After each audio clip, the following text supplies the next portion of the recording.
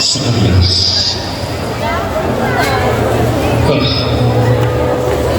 Ano yun? Nakakarinig ako ng tinig. Sa Kanyas, huwag kang matataka. Pagkat ako ay narito upang ihatid sa iyo ang balik. Dininig ng Diyos ang iyong panalangin, at ang iyong kabiyak na si Isabel ay magdadalang tao at magsisilang ng isang sanggol na lalaki. Ang tatawagin mo siyang Juan. Kayo ay magdaranas ng walang humpay na kagayan, at ang mga tao ay magdiriwang kasabay niyo. Ang inyong anak ay hindi titikiyon ng anumang dino araw-araw, pagkat siya ay mapapalooban ng banal na espiritu, maging bago siya isipin. At ang inyong anak ay magiging alagad ng Diyos, katulad ng kapangyarihan ng propetang Eli. At siya ang mauna upang hawalin ang landas sa pagdating ng Mesiya. Siya ang makuliwan, malakas at matabang na magpapalubak ng kalooban upang magbago, maging ang mga mapagsuhay, upang magbalik loob sa kapangyarihan ng Diyos. At siya ang magiging dahilan ng panunumbalik ng maging marahas na tao ng daigdig, upang maging kalipaliw tulad ng kalooban ng mga batang mundo. Subalit, ang lahat ng mga tinulan mo ay hindi ka panipaniwala. Ako ay matanda na sa gulang, at ang aking kabiyak ay matanda na rin upang makapagsina. Hindi. Hindi ito totoo. Hindi ako makakapaniwala. Ako si Gabriel Arcangel, at nakatayo rito sa pamamagitan ng Diyos at sa kanyang katauhan, ay binabalita ko sa iyo ang magandang balitang ito. At ngayon, dahilan sa iyong pag-aalinlangan at walang panunay, ikaw ay magpanggiling tayo, at walang isamang salita na magmumula sa iyong bibig hanggang isiya ang iyong. Pagkat sinasabi ko sa iyo na ang lahat ng aking mga sinabi ay matutupad pagdating ng takdang panahon.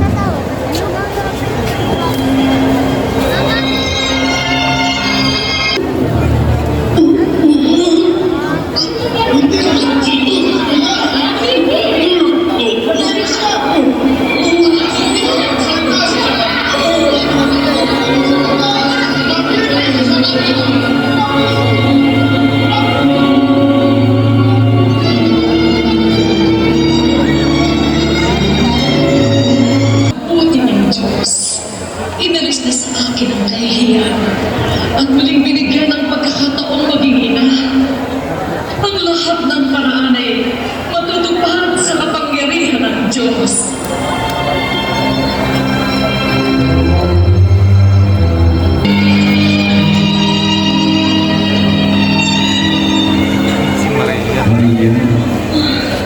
Maria, maluwalhating pagdating. Ikaw na pinipintuhan at pinili ng Diyos, kinalulugdan at itinatawag sa lahat ng babae. Wala si Maria tayo. Sino ka? Huwag kang marinid. Nabubuo ka ng grasya at pinagpapala ng Diyos. Hindi maglalaon, ikaw ay magdadalang tao at isisilang mo ang isang sanggol na lalaki, at siya ay tatawagin mo Jesus. Siya ay magiging mapangyarihan at dakip at tatawagin anak ng Diyos. At iahandog sa kanya ng Diyos ang trono ng kanyang ninunong si David. At siya ay maghahari sa buong Israel. At ang kanyang kapangyarihan ay magpapatuloy ng walang hanggan. Subalit, papaano nangyayari ako'y magsisilang? Ako'y isang birhen. Ang banal na Espiritu ay sasayaw niya. At ang kapangyarihan ng Diyos ay sasakop sa iyo. At ang sanggol na isisilang mo ay lipos ng kabalan. Ang anak ng Diyos. Ang iyong kamag-anak na si Isabel na tinaguriang baog ay 6 na buwan nang nagdadalang tao. Sinasabi ko, sa bawat pangako ng Diyos ay tunay na totoo. Ako ay tagapaglingkod ng Panginoon. Tulutang mangyari ang lahat ng kanyang nanaisin. Matupad nawa ang lahat ng iyong tinuran.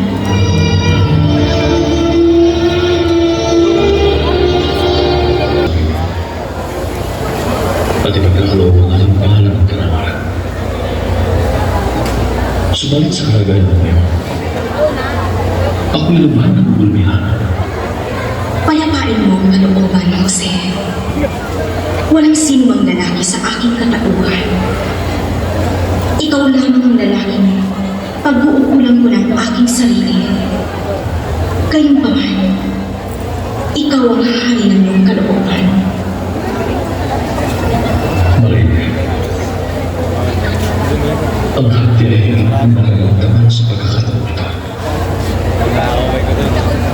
Manatili ka lang sa iyong tahanan. Hindi ko hahalin ang mga sarili. Ako, higit sa lahat ang sarili. Subalit, aking pagdurusa ng taimtim sa puso ang ating pag-iwalay. Ikaw ang masusunod sa kapasyahan ng iyong kalooban, Jose. Ako ay payamang susunod sa iyong kagustuhan.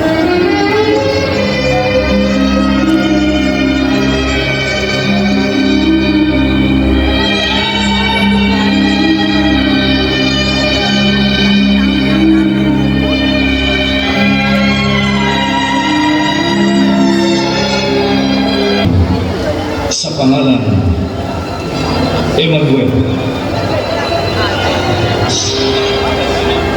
Emmanuel, nang ibig sabihin, ang Diyos ay nasa sa ating piling.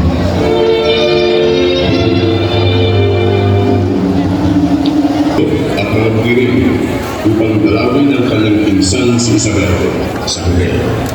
Maria, oh Maria, pinagpala ng Diyos sa lahat ng mga babae. At ang iyong anak ay kaiga-igaya sa paningin ng Panginoon. Ikaw, Maria, nagdadalang tao na Isabel. Anong kapuri-puring pagkakataon na dalawin ako ng ina ng aking Panginoon. Nang marinig ko ang pagbati mo at halakhak, may pintig sa aking sinagot mo ng Maria. Ang aking sanggol ay nagdiriwang sa pagsalubong. Manalig ka na mangyayari ang anumang ibigin ng Diyos.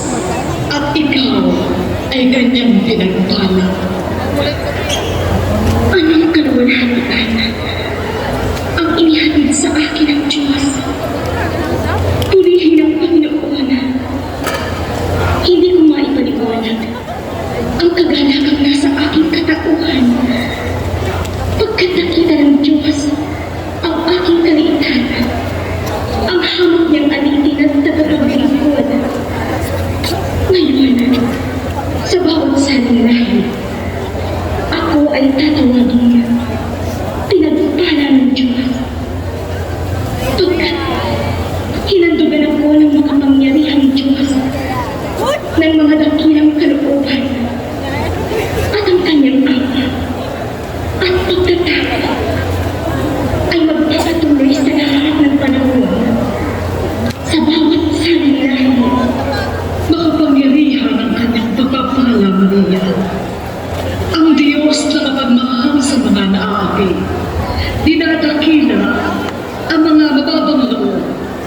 at itinataboy ang mga mapagmataas. At hindi na alimutan ng Panginoon ang kanyang pangako na iligtas ang sangkatauhan sa pamamagitan ng isang Mesiya. Pagkat nangako siya sa ating mga amang Abraham at ang kanyang mga anak at magiging mahabahin at mapagpatawad ng walang hanggan.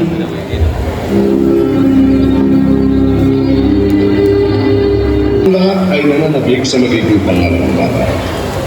Zacarias ang sabi ng marami, ngunit sumigaw ng pagtanggi si Isabel at nagwikang Juan ang itatawag nito sa bata. At nilapitan nila si Zacarias upang tanungin, at sa pamamagitan ng kapirasong papel ay sinulat ni Zacarias ang pangalan, Juan.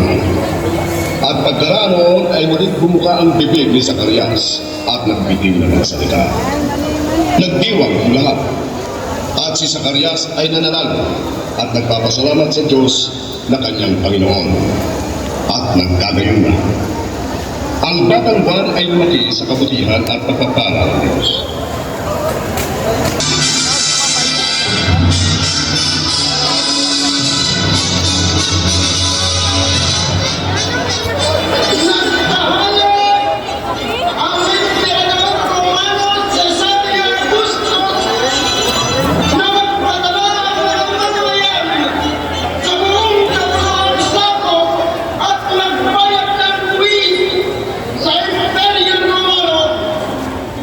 Ang lahat ay kailangan umuwi sa bayan ng kanilang mga ninuno at doon magpadala at magbayad ng kaukulang buwis. Mabigat ang parusa ang ilalapat sa sinumang hindi tumupad sa kautosang ito.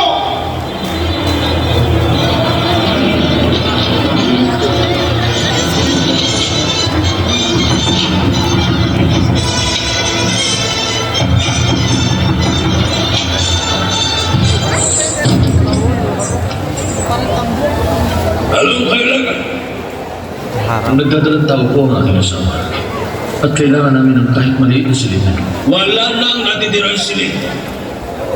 Narito na yatang lahat ng tao sa mundo at wala akong maibibigay sa inyo.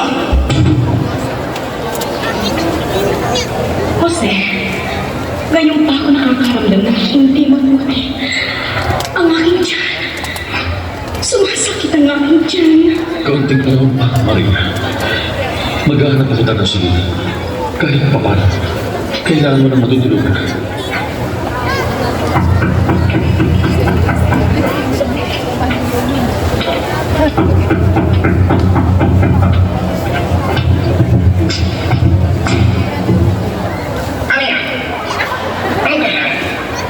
Nakikiusap ako. Kahit isang maliit na silid para sa aking may bahay. Punong-puno ang aking mga silang papahan. Wala na akong nalalabing bakante. Ikinagpagpag ka. Kahit sa likod bahay, baka hindi natatagal ang aking may bahay. Kagampan siya. Hindi. Merong bakante sa Quran. May nasisilungan doon. Salamat. Maraming salamat po. Kukunin namin yun. Salamat, Ginoo.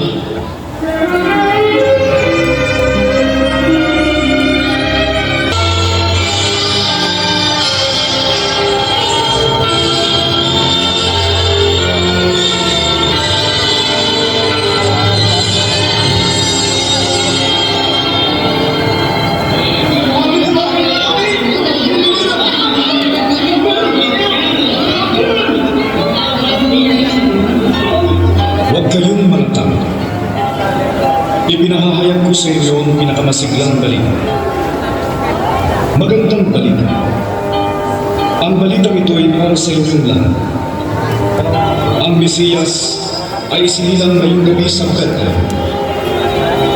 Ang Mesiyas ay nakabalot ng kayo at nakaimay sa isang sabsab.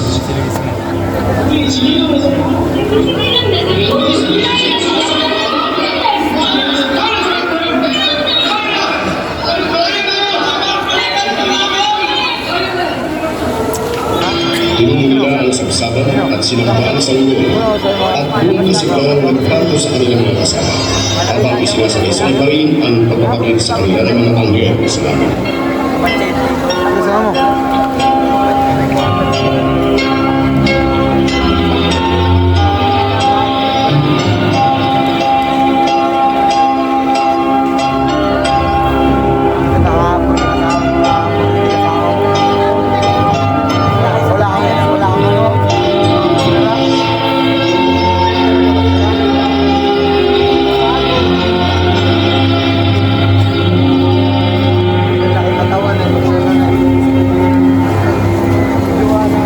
Si Jesus ang silang hari ng mga Hudyo.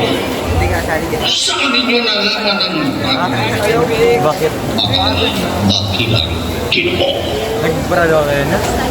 Nakasulat na isang bituin ay sisira at palilintanda ng pagsilang ng isang Mesiyas.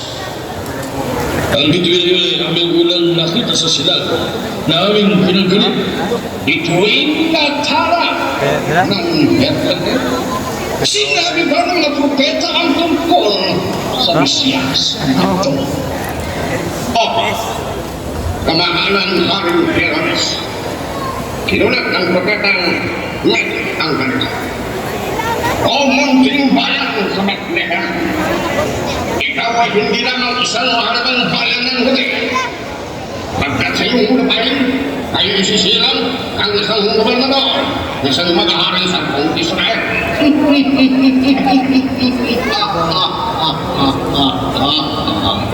Mga dakilang panauhin, humayo kayo sa Bethlehem at hanapin ang Mesiyas. At sa sandaling matagpuan ninyo siya, magbalik kayo sa akin.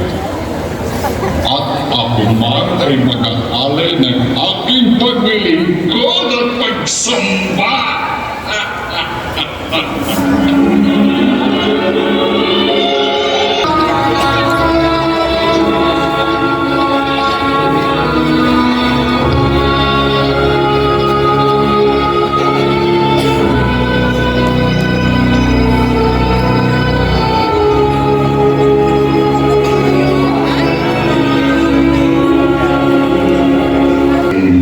Kailangan ko ng mga haring bago ang pagkakita.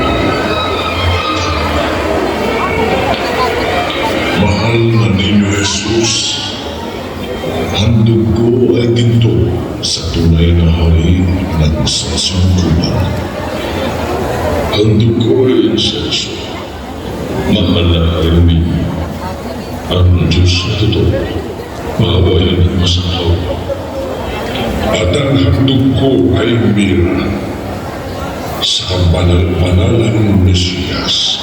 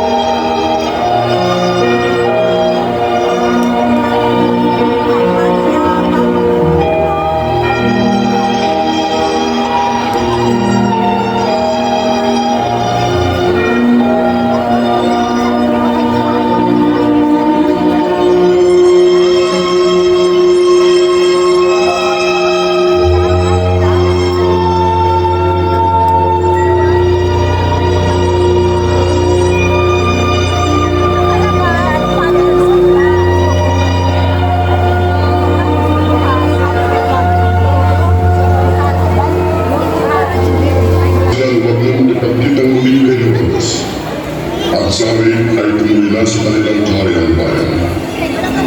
Sa pagkataguyod ng anghel ay nag-ibang landas ang mga harimbago upang umiwas sa Haring Herodes na noon ay naghihintay at nagpupuyo. Inuwari ng mga walang iyang utos ko.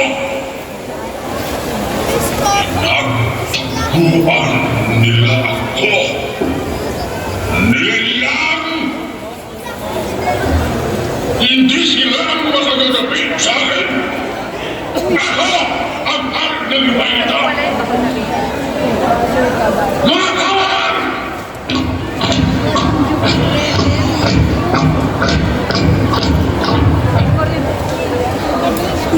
Kamahal-mahalang Haring Herodes, Magtungo ngayon din sa Bethlehem. Wah! Ang sanggulay sinilang 2 taon, dumitawang tama ng mga astronomiyan na hari.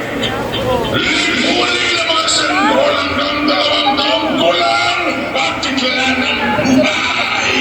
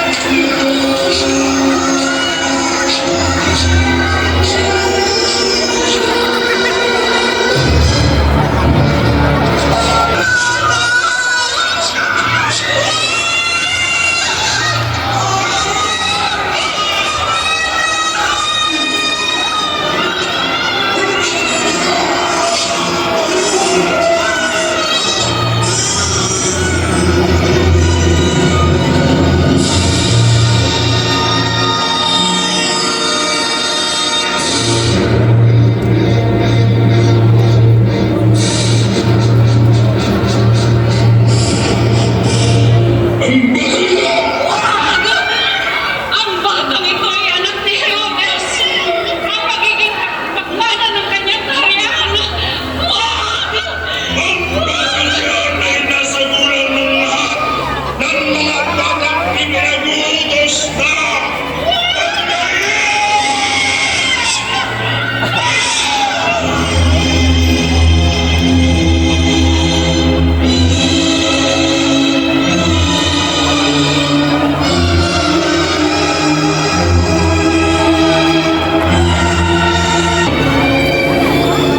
Mahal na Haring Herodes, natupad na ang lahat ng inyong ipinag-uutos.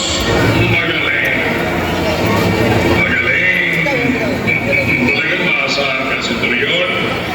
Dahil sa katapatan mo sa akin, bibigyan kita ng pabuya.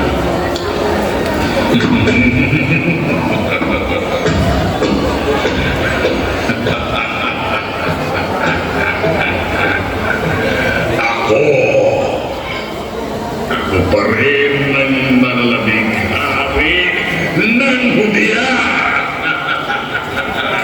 Ako!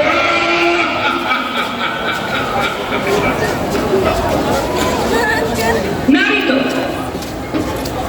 Narito ang tagumpay ng iyong kasakiman.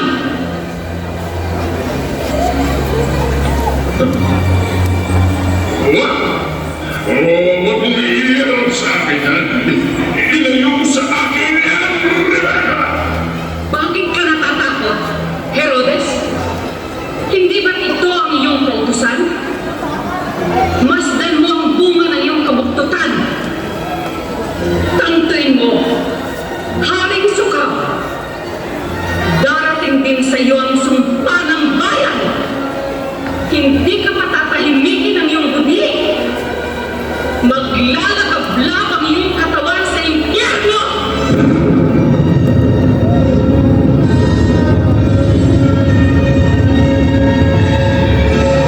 may Saudi, at sa halip ay sa Galilea sila magpunta at manirahan doon sa bayan ng Nazaret.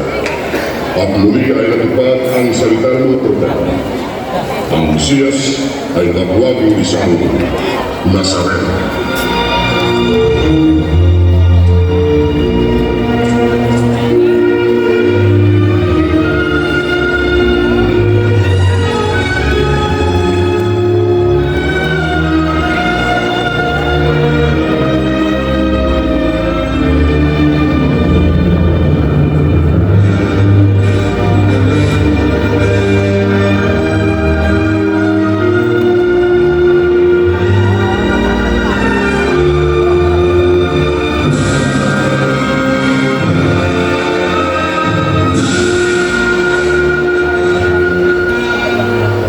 Makalipas ang 8 araw, ang sanggol ay tinubig at pinangalanan ni Jesus.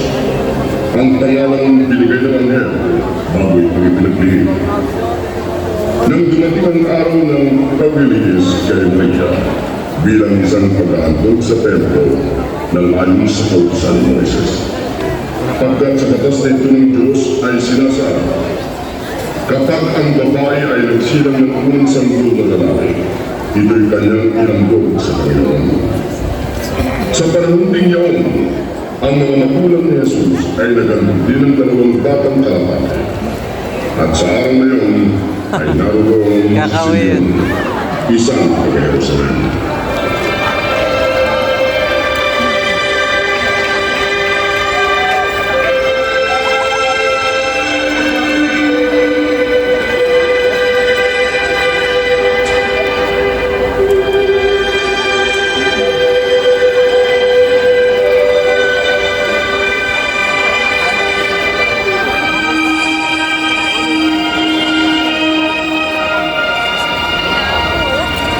Si Simeon ay banal na tao at napupuno ito ng banal na espiritu. Pagkat ang espiritu ay nagpahayag sa kanya na hindi siya mamamatay hanggang hindi nito masisilayan ang sanggol na pinagpala ng Diyos. Totoong bata. Ngayon ay mamamatay na ako maligaya.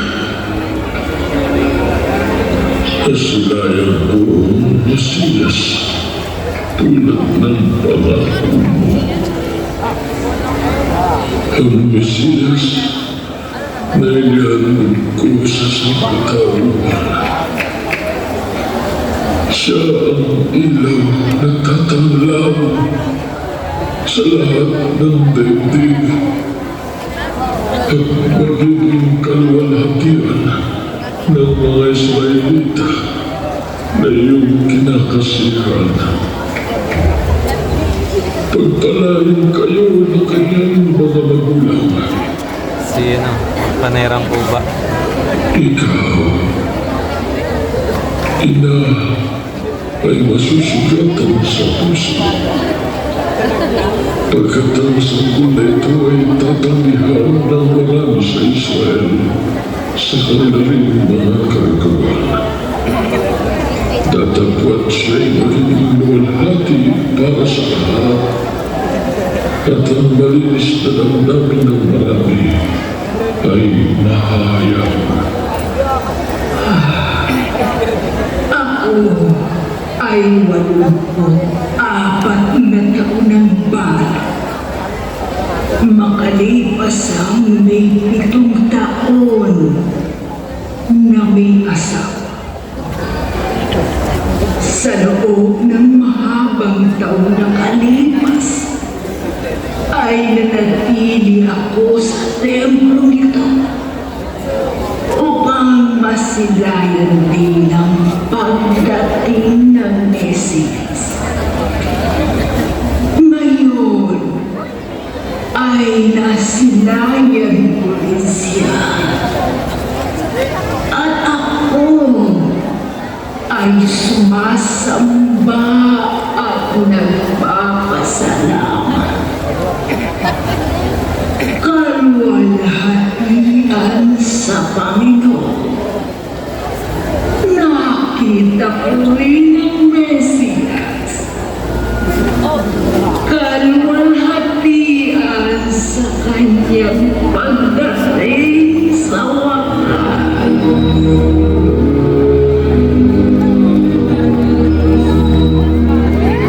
Wala nang makita ang walang katakataka. At ang mga taong bayan ay nanonood sa gitla at naliganig.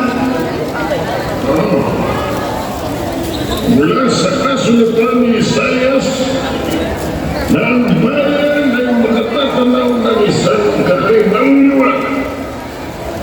Hanggang sa ngayon, ay wala pang katiyakan kung ang Mesiyas na nabanggit sa hula ng mga propeta at nasasaad sa mga kasaysayan ay tunay na nang isinila. Ako ang Mesiyas na inyong hinihintay. Ako ang liwanag ng sangkatauhan.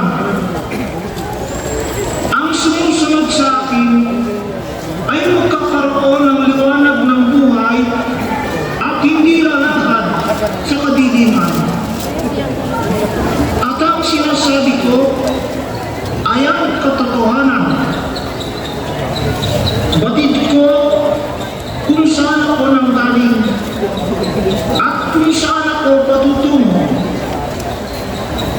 Lilisanin ko ang daigdig na ito, ngunit hindi kayo makakasama. Kayo ay mamamatay sa inyong mga kasalanan kung kayo ay hindi maniniwala at susunod sa mga salita ng Diyos.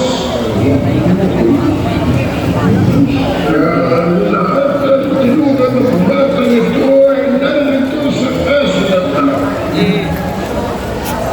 Anak, bakit mo nagawa ito sa akin? Halos nawala ng ulat ang iyong ama sa kakahanap sa iyo. Hindi mo alam kung saan-saan ka magpapalagay. Hindi mo alam kung gaano kahapdi sa aming kalooban ang mawalay ka at sukat na ganito. Bakit niyo ko hahanapin? Hindi ba galing batid na ako'y narito sa bahay ng aking ama at sinisimulan na ang kanyang mga itinakdang gawain?